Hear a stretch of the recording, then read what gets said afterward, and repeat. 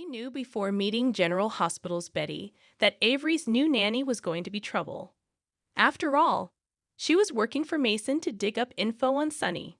Heck, when Ava and Nanny Betty had a tense chat on the infamous parapet, we wondered which might push the other off first.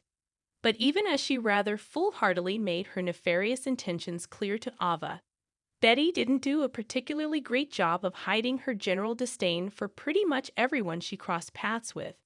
We quickly began to suspect that Betty might have more than just a bad attitude, like a connection to the very man she's trying to dig up dirt on.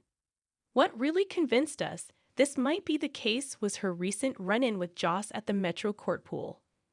Betty, who clearly has as much interest in childcare as we do Wine-Free Wednesday, rather snippily asked who Joss was, then accused the blonde of lying. Avery helpfully explained that yes, Jocelyn was her big sister. The branches of our family tree are very complicated, admitted Joss, but I'm happy to draw you a diagram.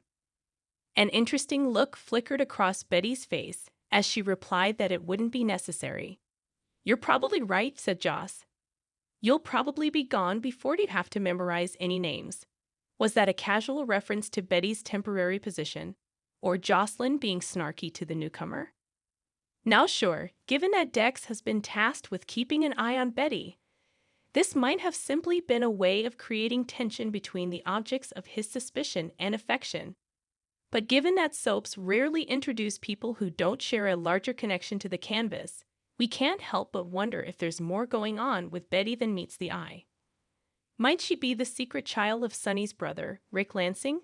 We know that the writers have thought about the character in recent years, given that right up until the day Cameron Matheson stepped onto the set of General Hospital as Drew, he believed he'd be playing Rick. Heaven knows there's been bad blood between Sonny and his brother over the years, so it's easy to imagine that animosity being passed on to a new generation.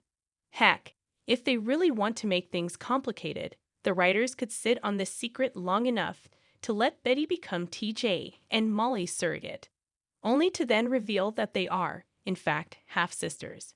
Could Betty simply be exactly whom she appears?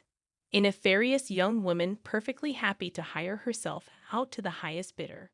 Perhaps.